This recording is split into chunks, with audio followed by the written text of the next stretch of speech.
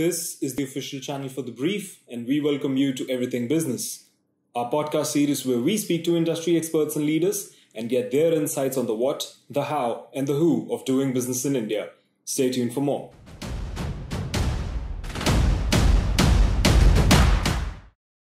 Welcome to The Brief. This is your host, Sean.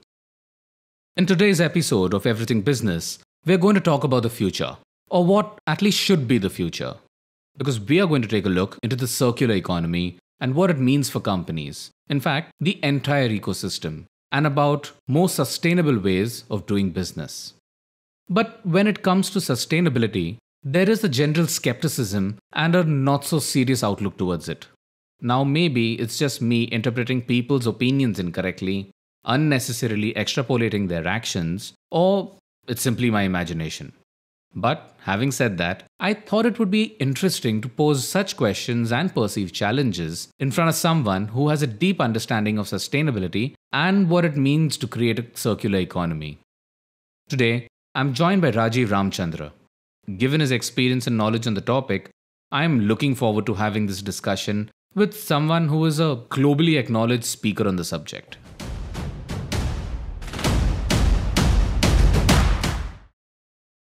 Hey Rajiv, it's great to have you here today. Thanks for taking out the time. Thanks, Sean. Good to be here. Now, I've really been looking forward to this discussion on the circular economy. But before we get to that, I wanted to talk a little about you and working in sustainability. If I'm right, you have been involved with this space for over a decade now. But this is also a space that is otherwise perceived to be relatively niche. So what led you to take up a career in the field? Is there an inspiration or incident that led you to it? Honestly, I can't think of one specific incident or moment of inspiration that led me to it. What I love about sustainability is its multidisciplinary nature, where the skills of empathy and stakeholder engagement are just as important as those of design and engineering.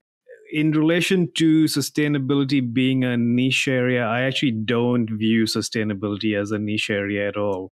To me, sustainability is the embodiment of living with wisdom, and this wisdom has existed long before it took the incarnation of sustainable development or sustainability as a profession.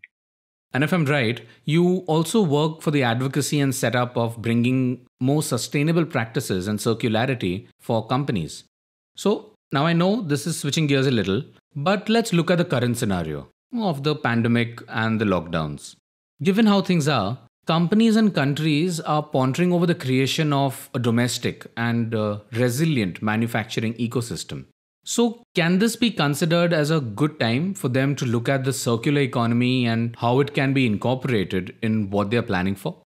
Yeah, so I'd say it has never not been a good time to think about or act on making sustainable choices or creating an economic system that fundamentally designs waste out of it, which is the central tenet of the circular economy, in addition to relying primarily on renewable energy. Now, that's a very small and narrow interpretation of the circular economy. There are many ways to go about it, and there are several loops that are involved in creating circular systems. But within the context of the pandemic, there have been some concerns that in the interest of a swift economic recovery, the danger is that we might backtrack or backpedal on keeping in mind that the climate crisis is just as, if not even more so, pressing than the current one. So we're already seeing countries responding. For example, Canada, with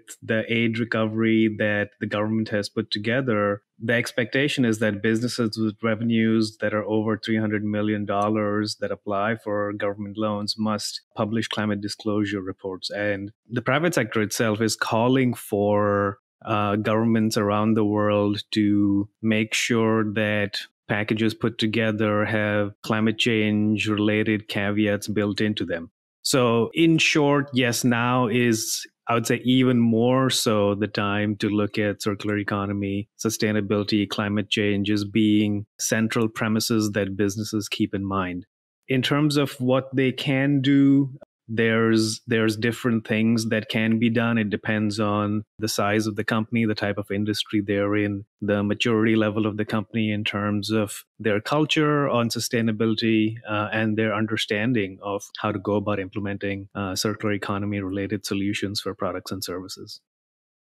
Fair enough. And at the risk of sounding terribly ignorant or pessimistic about it, let me ask you this. In the recent past, and particularly after the UN presented its Sustainable Development Goals in 2015, many nations and organizations came forth, they endorsed the SDGs, but then they didn't really implement them. So, to most, this might end up seeming like boardroom talk, the kind of things that governments and companies talk about to look good. Or for that matter, discussions that are had at very senior levels, but which don't really reach ground level execution teams. Is this really the case? That's a good question, and there's no general way to answer that. I'm sure there are companies that are doing this very seriously. I know there are companies that are doing this very seriously. One of the great examples of this is a company called Interface Carpet that is really looked upon as one of the leaders and pioneers in the sustainability movement within the private sector. And I'm sure there are some companies that maybe aren't taking this all that seriously. Maybe it's more within the realm of greenwashing, in some cases, possibly fraud. Regardless, I think as time goes on, making choices as businesses to account for the limited resources, the issues related to pollution, how that then contributes to health crises in terms of things like air quality, water quality, are things that companies will simply not be able to ignore. And if they do so at the peril of fundamental survival. But to implement something like this is not going to be easy, right? There are bound to be challenges. For instance, let's consider the case of a large emerging economy, such as India. And to start with, let's look at the consumer side of things. Now, they have been accustomed to certain consumption habits, a lot of which stems from convenience. So, how can they be made to acclimatize to what the circular economy requires of them? This is a good question, and I think it also highlights, I guess, some of the myths surrounding going about implementing circular economy practices or circularity or making businesses more circular. I would challenge the notion that it's not easy, and we can talk about the specifics around what that transition looks like. But there are already examples of businesses that have engaged in practices that we don't necessarily think of as circular, but contribute towards it. Mobility is a great example where rideshare services provide the service of mobility, and it takes away the need for every person or household to own a vehicle. That's a big piece of circularity where resources or assets or services or products are shared, which fundamentally reduces the burden on natural resources as well as the issue of pollution that it can cause, especially in the use phase of its life cycle. From the standpoint of consumer behavior, I think that's moving to a new or better system within the economy or service sector, or in general, the way we go about designing human life. I think everybody has a role to play in that. The private sector, through innovation, through research, through truly understanding consumer needs. The government certainly does as well from the standpoint of providing incentives and or structures or ease of business that enable companies to flourish within a system that rewards circular behavior. And even consumer awareness campaigns, right, where we're having open and honest conversations about why this matters and how consumer choices influence the environment, as well as social implications in the types of products and services we buy. So the money that we spend is in some ways a vote, right? We are suggesting by the way we're expending our money what it is that we want. I think the more we can be aware of what those implications are, the better informed consumers, which is all of us. I mean, it's not a separate group of people. The economy it's not an us and them thing. All of us require food and resources to live our lives. So I think awareness becomes a significant piece of that. And I think that has to be done by bringing stakeholders across the spectrum together. And to a significant extent, the government can intervene to bring about such changes. But largely, policies can be thought of as being inclined towards boosting existing industries for increased production and for that nice GDP number. So, what should the administration be doing differently? I don't think there's one specific answer or silver bullet. I think this is also maybe some of the danger in thinking about sustainability or circular economy as kind of this one shot, you do this and you're done. It's a lifestyle choice, just like maintaining good health. It's about exercising every day and eating the right kinds of foods and avoiding certain kinds of foods. So the same goes with broader systems, economic systems, industrial systems. It's a lifestyle choice. Just to kind of talk a little bit about GDP, it has been used as a proxy measure of progress or development for decades now, but it's actually a metric that provides an unclear or a very one-dimensional viewpoint on how economies are progressing.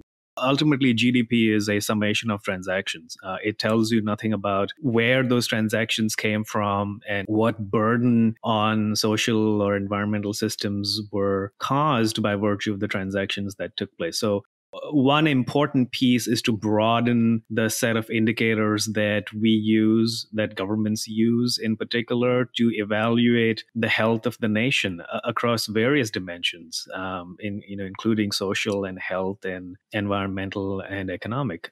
A couple of examples of these do exist. One is the fairly well-known gross national happiness by our neighbor, and some less well-known ones include those like the Genuine Progress Index. So I think there's huge utility in taking a step back and saying, how do we define progress or development, and to uncouple this idea of progress from just looking at GDP as the number. Other than that, government policies certainly can play a role, whether they're procurement policies for the government itself on purchasing goods and services that are or meet sustainability specifications and guidelines. And the other could be, within the policy space of providing tax incentives or other mechanisms that align business direction with the sustainability goals that we've signed up for. Okay, so policies and guidelines are one aspect. But as you mentioned earlier, effective implementation is key. For instance, even if people want to bring about a behavioral change towards a more sustainable way of life, where is the infrastructure to support it? Some might even say proper waste management infrastructure is next to absent.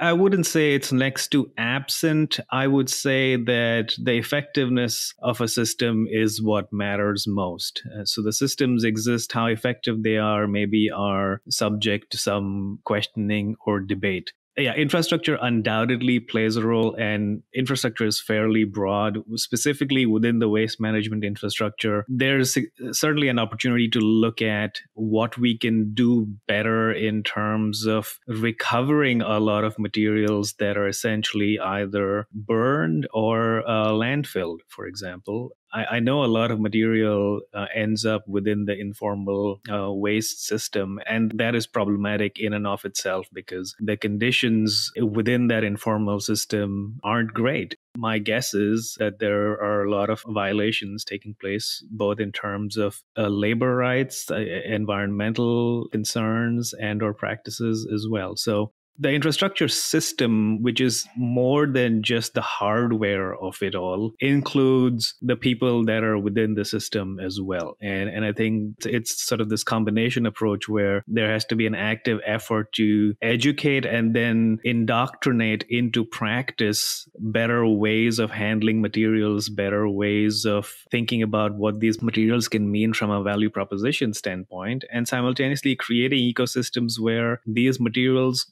go on to have a second life, or finding innovative partnership opportunities with the private sector where these materials are making their way back into industrial facilities where they can be broken down and then reconstituted to make different products. I think this is a huge opportunity, especially in relation to plastics.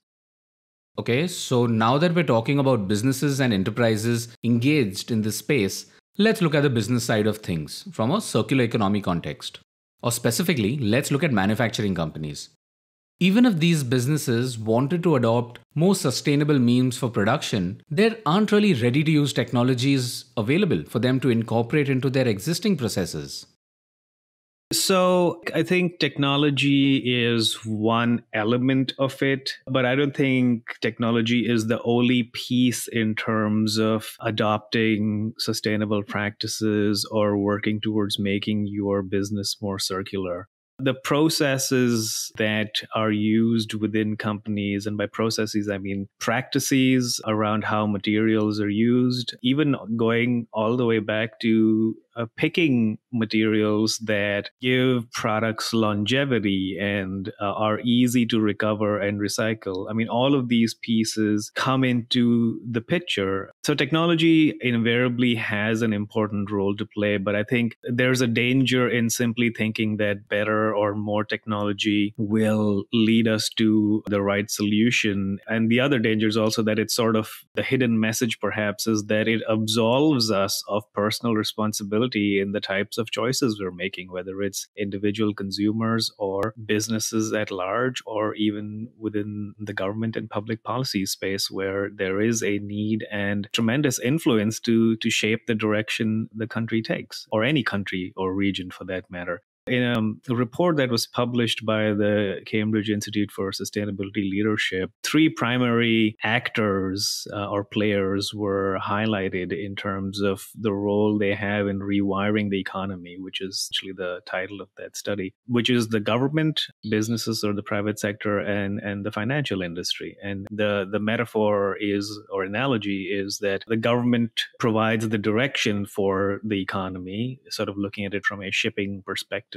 So the government provides the direction, finance provides the fuel, and the private sector is the engine. So I sort of go back to, it's not just one particular industry or one stakeholder group that has a role to play, just like there's not just technology that has a role to play. I think there's a combination of factors that have to come together and are coming together to move us to a place that is showing tangible results and outcomes that are congruent with what we deeply value. And that takes time, but I think more certainly can be done to engage people in meaningful conversations, and conversations that aren't a blame game, but talk more about how do we work on this together? Because ultimately, nature, climate change, these are agnostic to where you come from and where you live. There's implications from a climate change perspective that affect all of us.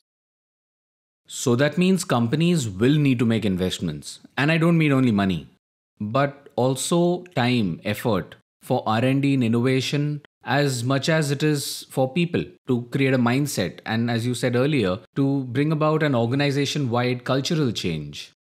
But this will also mean that they will need to revisit business models and their company strategies, because the existing ones aren't really built for circularity, are they? Yes, I think looking at the business model is an important and perhaps uncomfortable step for many companies.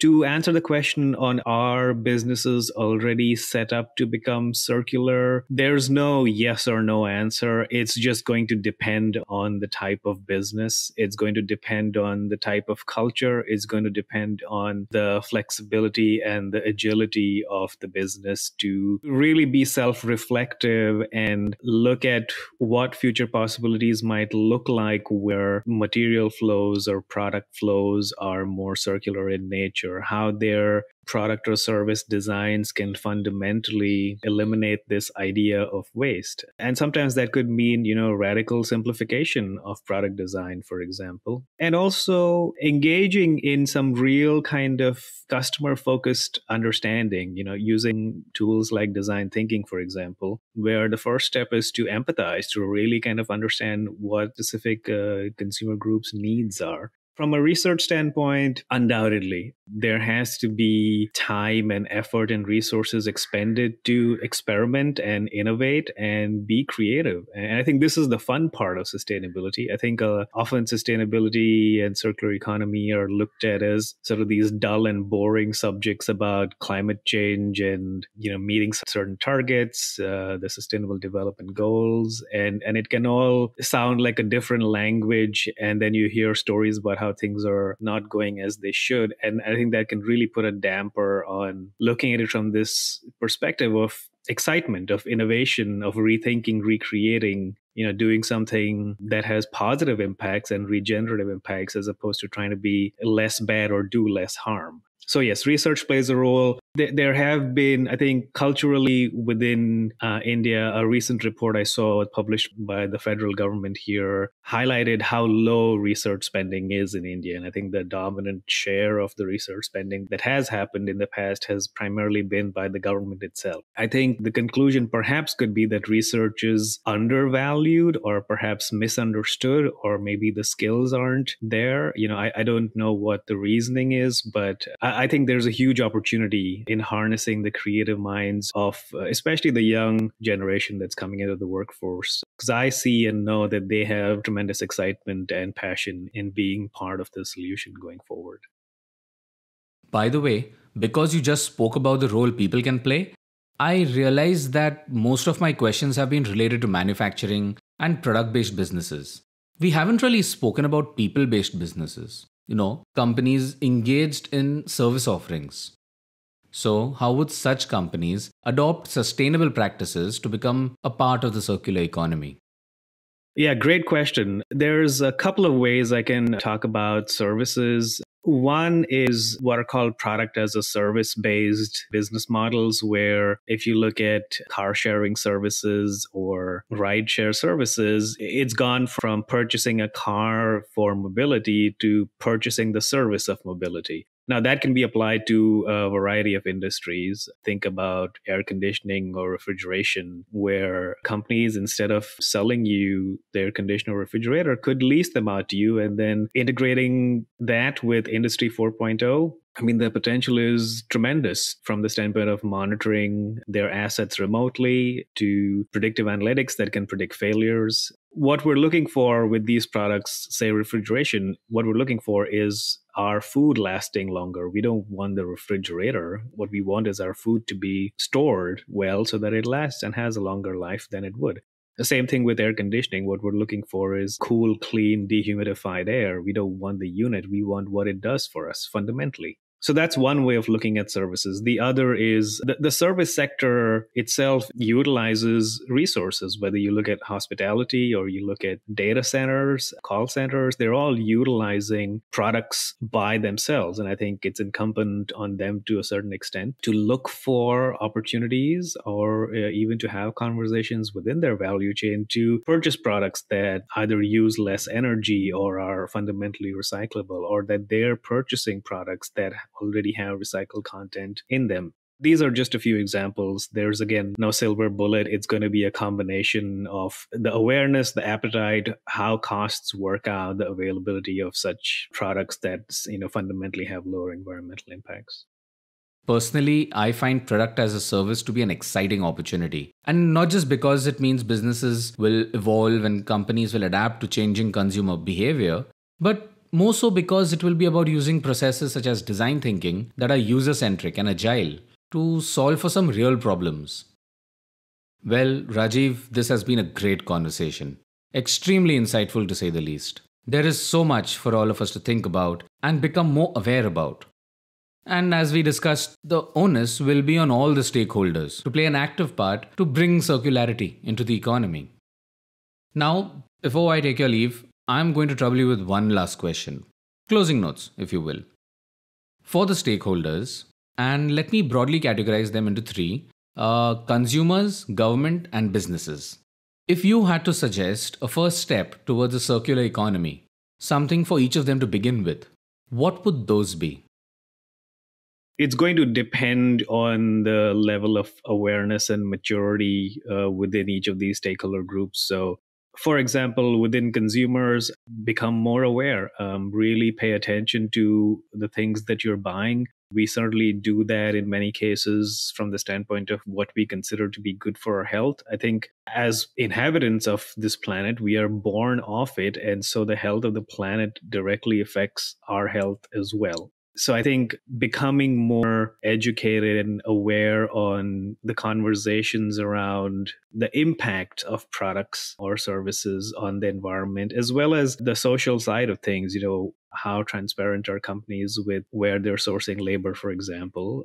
This is important and it takes a little bit of work, but I think it's about doing that work once and then spreading the message. I've got to believe that there are credible platforms already collating this kind of information. So, do the research and make sure that you're expending your time and resources and money on purchasing things that are aligned with your core values.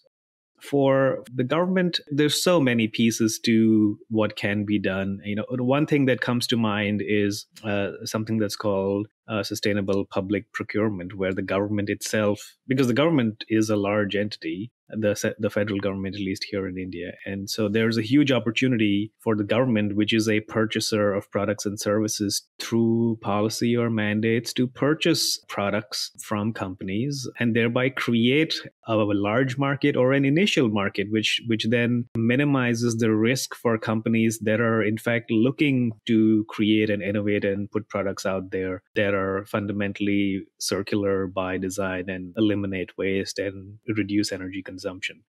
On the private sector and business side of things, I'd say similarly, get more aware. Be vigilant in terms of shifting consumer preferences, which they are, and look at opportunities to involve consumers as well as, broaden that innovation scope. It's called open innovation.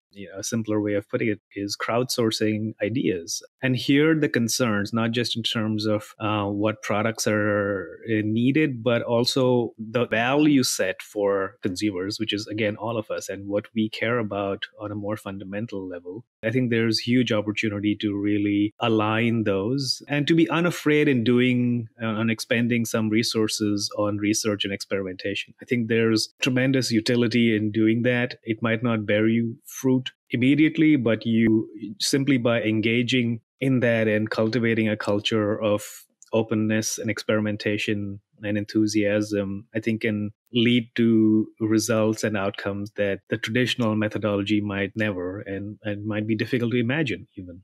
I'd say those are maybe some good places to start. Once again, Rajiv, thank you for your time. And I truly hope that we can have the conversation continuing through various platforms and fora. Yes, thank you. Thank you for the opportunity. I hope your listeners got something of value here, and I certainly welcome hearing from them. Their feedback is certainly appreciated and maybe can be fodder for future conversations going forward. So thank you.